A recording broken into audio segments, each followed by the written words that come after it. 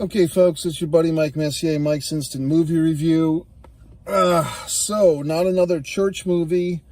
It's not a Tyler Perry movie. It's not another church movie. It's a parody, if you would, on Tyler Perry movies. Now, guess what? Should you go see this movie? Should you go not? I think there is an audience for this movie. I don't think I'm it. So I'll get into that in the full review. I think most people probably won't get much out of this movie, but there is an audience for it, and I want to discuss that now. So this might be a review that you want to watch before you go see the movie, because I'm going to kind of decode it and tell you, would you find this funny, amusing, entertaining, or whatnot? I kind of did for a while, and then I just kind of lost my interest in it. I was probably with this movie for 30 or 40 minutes. It seemed to be about an hour and 40 minutes, I would say. Some big-time players are in this thing, sort of. Jamie Foxx plays God. Mickey Rourke plays the devil. It was kind of obvious, to me at least, that they probably hired Mickey Rourke for one day of filming. Most of his stuff seemed to be filmed on a soundstage, and then they superimposed him in a couple of scenes with other characters, and then he would appear on a computer screen. Same thing with Jamie Foxx. They kind of had him at a board playing God, at like a heavenly board, like a board of people, like people that were kind of his angels or disciples, and then they would put God, Jamie Foxx's God, on a TV screen, even with like a crappy image, like a covered snowy image. So little tricks and techniques. I mean, those are big time expensive actors, folks, Jamie Foxx and Mickey Rourke. So it looks like maybe they hired Jamie for 2 days and probably Mickey for 1 day, but even just hiring those guys for a couple of days each is very expensive. So I give the filmmaker, I think the gentleman's name was Johnny Mac, credit. This was another one of those films, folks, like going back old school, Coming to America, and things like that, where a couple of key actors play 3 or 4 characters each, including female characters. And this is where I was a bit confused. And here's the thing, folks. When I have the subscriptions to these movie theaters, AMC in particular, and basically with a subscription, you can see a lot of movies pretty cheaply. And I don't put much effort into watching previews or like, I just go see the fucking movie. I don't watch other people's reviews before I go. I might watch a preview, but even if if I haven't seen the preview in the actual theater, if I'm watching the preview on my phone, if I get a few seconds into the preview and it looks exciting or it looks like I want to see this movie, I'll just go see it, because I don't want the preview to give away all these key points that a lot of times previews do. In their effort to tempt you to go see the movie, a lot of times previews, in my opinion, give away too much as far as storyline and so forth. With this one, I just thought what I saw was good old-fashioned Madea, Tyler Perry's Madea character. I thought I was looking at Madea, so I wasn't. I thought I was going to go see a fucking Tyler Perry movie. I was in this goddamn movie for about 20 minutes before I realized this is not a Tyler Perry movie. That's not Tyler Perry. This is a mockery. And even at that point, I thought, is this like an officially endorsed Tyler Perry movie? Is he mocking himself? Because early on, there's a character named Taylor Farry.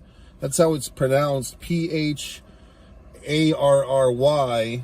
So they're obviously, as it turns out, they're mocking, I believe Tyler Perry is bisexual, or he's talked openly about being molested as a child, so or both. And so it seemed like this movie was kind of, in my opinion, going a little bit out of bounds.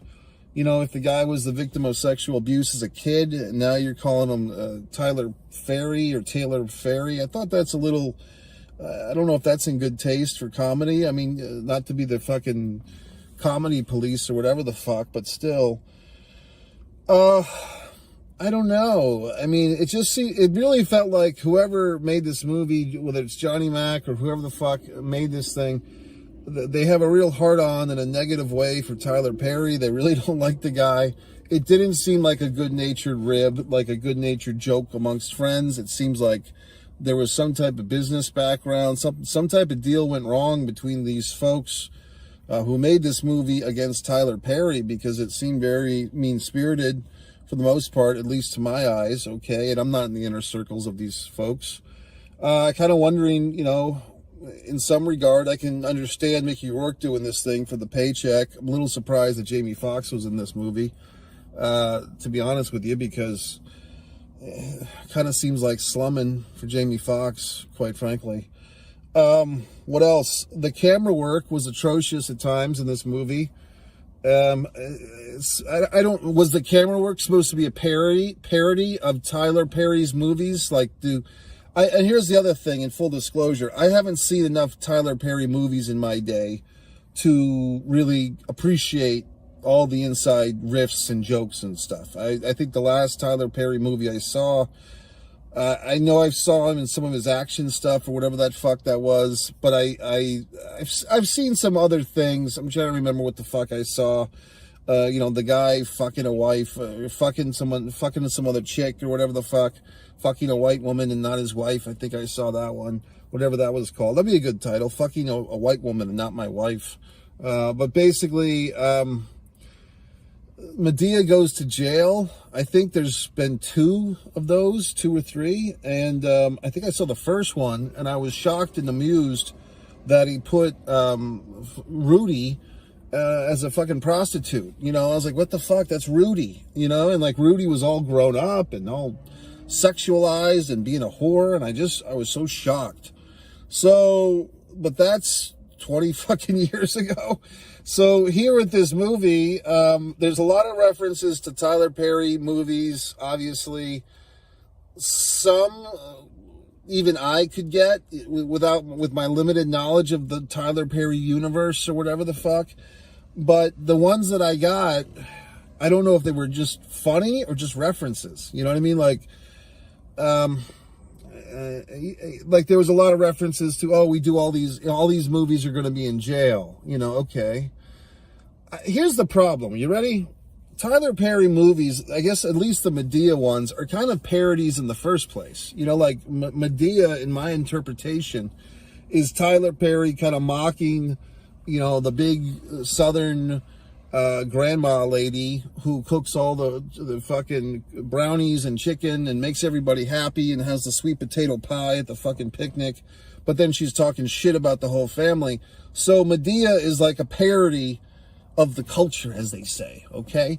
So now you have this guy, Johnny Mack or whoever the fuck, is basically doing a parody of a parody. Like Madea itself is a parody character, and you're making a parody of a parody. So that's why a simpleton like, God damn it, I'm no fucking simpleton, but someone with limited knowledge of this world, myself, seeing the fucking image of what they called my dude, not Madea, but my dude, that's his, you know, parody version of Madea. I just thought it was fucking Madea because it just looked like Madea to me. You know, what the fuck do I know? But the point is, you're doing a parody of a parody. Well, guess what? Parodies in themselves are typically not funny. Like, they're really not. You have to have all this goddamn inside knowledge of the original source material. Then you have a parody. Well, now my dude is a parody of a parody. So the source of knowledge or the source of truth or whatever the fuck is now 2 steps removed at least, because we're going from the real Southern black lady making the fucking pies and everything and making everybody happy and comfortable and being overbearing and all that shit. Now we're removing that to Madea, which is a parody, and now we have Madude, who's a parody of a parody. So it's like, asshole, this doesn't work. You know what I mean? Like, it's a funny riff if you're sitting around with your friends and goofing around and we should make a movie called, Madude instead of Madea. Like, funny for 5 minutes, but to stretch that out into an hour and 45 goddamned minutes? No, you don't do that. Well, you do, because obviously it's here. But I don't know. It just seemed like a waste of resources. And to me, you ready? if you've got the time and energy to parody somebody else's fucking work or somebody else's efforts into humanity, then do you have the ability and the talent to make your own statement? Apparently not. You know what I mean? There's just so much shit in this movie. God, this was the worst. This is kind of maybe where I tapped out on this movie. There's this scene, there's this fucking kid. He's got a mom who looks like she's about 10 years older than him. And I was that a joke? I guess that was the joke. Like the mom is a young slut mom or whatever the fuck. And then the kid's just sitting there on this vehicle and he's talking to one of these other characters that's played by the same guy. There's like this one guy's playing three people. So they're sitting there, in the alleyway. And then this random guy who's wearing like a security outfit or a cop outfit comes up and they're like, hey, who are you? And he's like, well, I'm your father. And he's like, but I'm 18 years old. I've never met you before. Well, okay, son, do you have $20? Ooh, this is biting stuff, I guess. But then they have like a fucking shootout and a slow motion gun. And I caught this one. This was a riff of the end of Boys in the Hood, okay? And then the character, like somebody gets shot, and then the character goes, Ricky!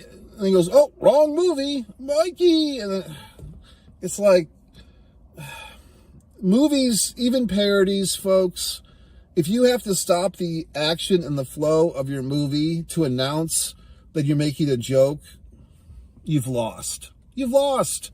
It's not funny. You've been defeated, okay? So, I don't know.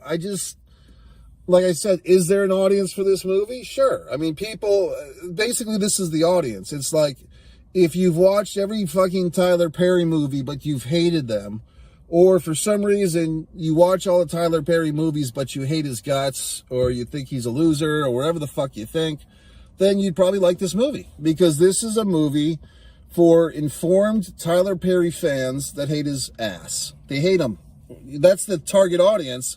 I don't know if enough folks are going to go see this thing to justify making the movie. I mean, to me, it's just frustrating. As you know, I'm a wonderful award-winning screenwriter. I have plenty of goddamn scripts that are better than this hunk of shit that should be being made, but they're not. So whatever the fuck. So I give this asshole credit for making his movie. Another goddamn thing, I was kind of losing my mind in this thing. Some things were making me laugh. There was one other person in the theater, he was laughing a lot. So like I said, he's probably a guy who knows all this shit. So then I fucking put on my phone. I'm like, I need to know what's going on with this thing. I need some research. What am I watching here? And that's when I get, like, oh, this is, even on the website, it says this is not a Tyler Perry movie. They're claiming on the website, this is the next great parody movie. No, assholes. That's for other people to determine. Other people will tell you if you've made the newest great parody movie. Not you. The title, it's a riff of, I think the late 90s, Not Another Church Movie. Was it Not Another Scary Movie? Was that it? Or Not Another Teen Movie or whatever the fuck. You know what I mean? So the parody movies, that whole thing has kind of come and gone. You know what I mean? Like there was at times, well, you had Scream, but then you had like Scary Movie, the Wayans brothers, and they had like two good ones, and they all went to shit, okay? I remember in my movie-going days, I believe it was actually Scary Movie 4. I mean, I think it went that far. And I started to watch the movie, and then I was like, this movie just sucks. And I went to the box office, and I said, hey, can I have my money back? And they said, what do you mean? I said, this movie's just really bad. And they gave me the money back. And I left the theater because there was nothing else playing at the time. Like the girl even said, well, do you want to see something else? And there was nothing playing at that time. So for the first and only time in my life, Scary Movie 4, I asked for my money back and I received it because the goddamn movie was so atrocious. So my point is, these parody movies are hard to make, because you're trusting that the audience gives a flying shit as much as you do about the movies you're making fun of. That's why I said, that there's probably some audience for this thing, because there probably are people, just like there's smart wrestling fans, people who watch wrestling but hate what they're watching, or they're smart Star Wars fans, or they're smart DC and Marvel Comic Universe fans. They watch all the movies, they hate them, you know, they analyze them, they get all worked up about them, and of course, if every asshole who had an opinion was making movies, there'd be a lot of assholes making movies, okay? So, but for me, it's just like, I don't know, I just see this lack of resources. Oh yeah, let me get back to the camera work. Unless this was supposed to be some fucking parody or insult towards the Tyler Perry camera work, I thought it was just a thing when, like, one actor was playing Madood and then the regular version, and he's kind of in the same shot. Then you have like all these over-the-shoulder shots and really tight close-ups on the back of the head. But then that just became like the norm. Like, there was plenty of scenes where Madood was walking around and the other character played by the same actor wasn't in the same shot, and they're just having like the shot from behind, so you see the back of Madood's head, and I'm like, okay, what's going on here? Like, this was not good cinematography at all. So I mean, unless, like I said, if that was like some deep dive parody of Tyler Perry, then God bless you. But for me, it just looked like shit. It just looked like whoever the cinematographer was just half-assed, just not even adequate. I mean, there's some movies you go see and you don't think about the cinematography, and that's probably the best thing, because that means that the cinematography is servicing the story, not the story servicing the cinematography.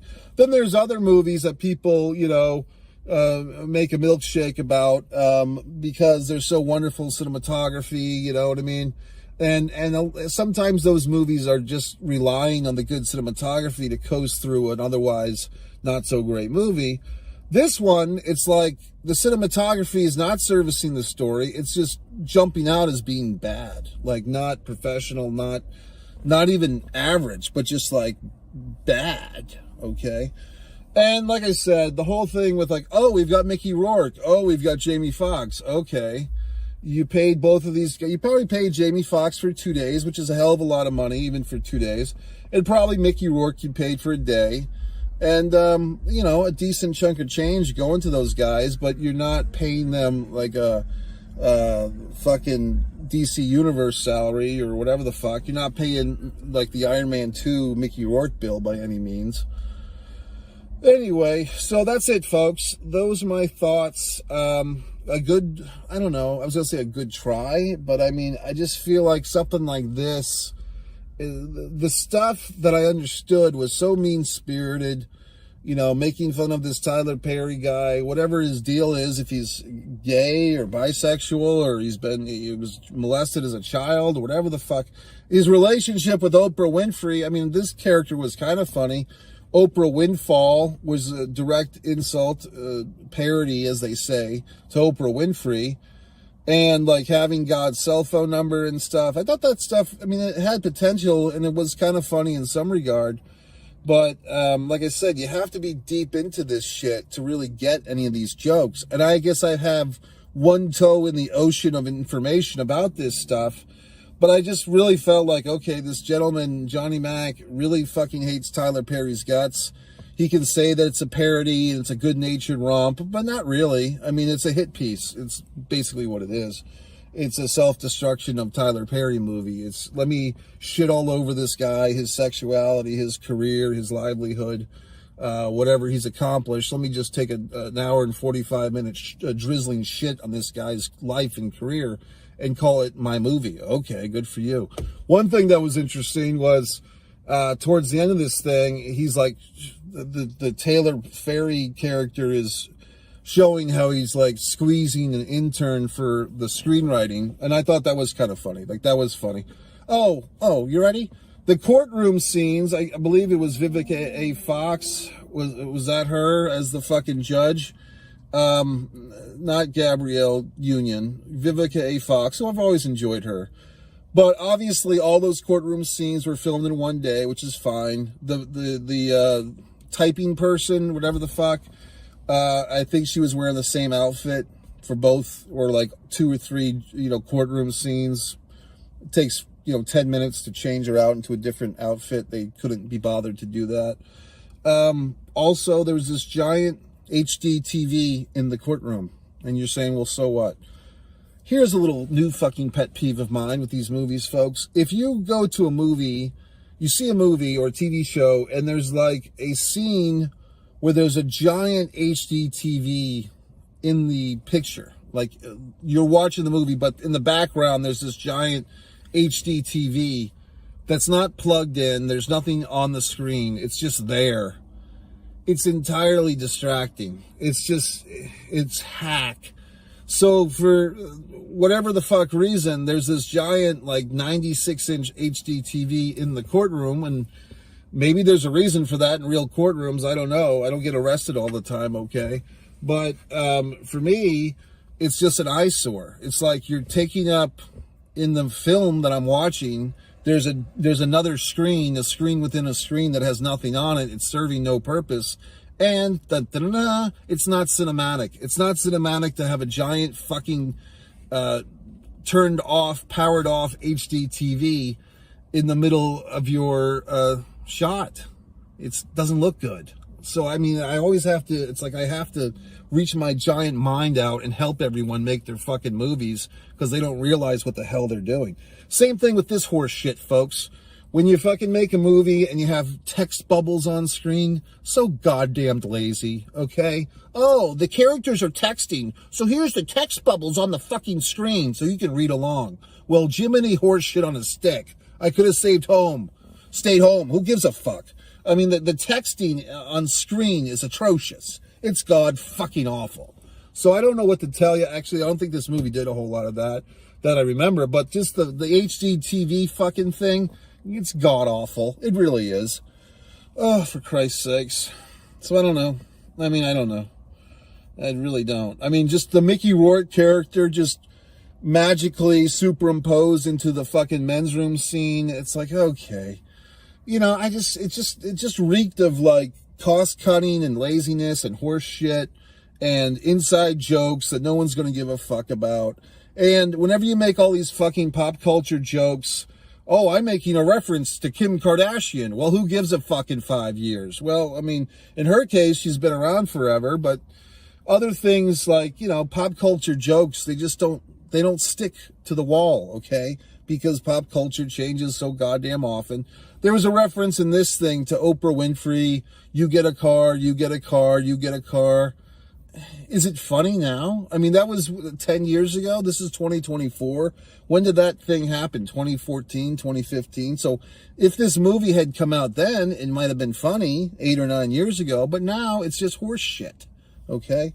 Mike Messier, go to my goddamn website, MikeMessier.com. Scroll to the bottom. Stand me on social. Gee whiz, Mike, you're such a critic of it. Some of these asshole commenters have these asshole comments. Well, don't you just go to a movie and like it? Do you have to have an opinion? Like some asshole wrote that. Do you have to have an opinion? Okay, shit for brains. I mean, that's the whole point of Mike's Instant Movie fucking review, is my goddamned opinion, you shithead. So, I mean, I try to educate people, and people get upset because they don't want someone educated to educate them. But I'm trying to help the masses, assholes. Okay, MikeMessier.com. Buy all my books. Do everything I say. Goodbye.